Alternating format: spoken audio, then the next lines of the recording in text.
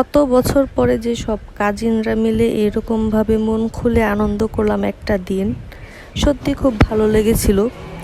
তো প্রথম থেকেই শুরু করলাম, হ্যালো এভরিওয়ান অ্যান্ড আসসালামু আলাইকুম, it's me and another my new video. I hope আপনারা সবাই ভালো আছেন। আলহামদুলিল্লাহ আমিও খুব ভালো আছি।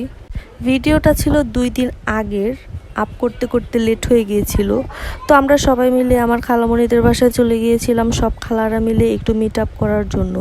আর সেখানকার পরিবেশ তো আমার মেয়ে এরকম পরিবেশ কখনো দেখে নাই, সেখানে পুরাই পাগল হয়ে গিয়েছে, কি রেখে কি করবে।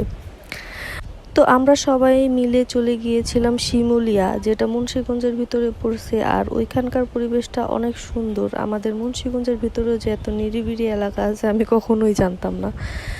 যাই হোক, সব কাজিনরা একসাথে হইলাম, অনেক ভালো লাগলো। প্রায় অনেক বছর পর এরকম মিট আপ করতে পারছিলাম। এই ব্যস্ত সময়ে তো যে যে যার যার মতো থাকে, সহজে সচরাচর মিল্লা হয় না।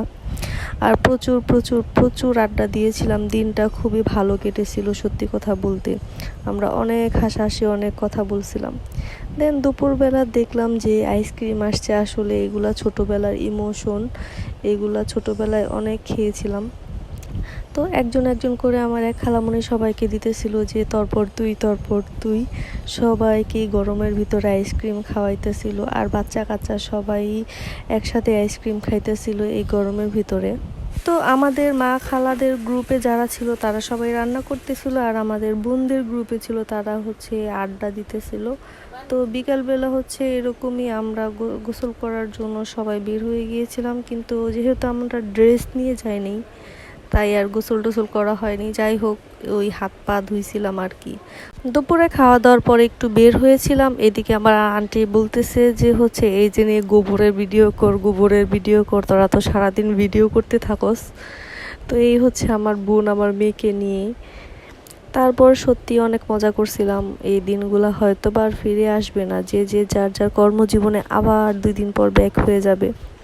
সত্যি দিনটা একটা দিন অনেক মজা করে কেটেছিল আমাদের, খুবই ভালো লেগেছে। সবাই দৌড়াদৌড়ি, নিজেদের মধ্যে আড্ডা, অনেক পুরান গল্প।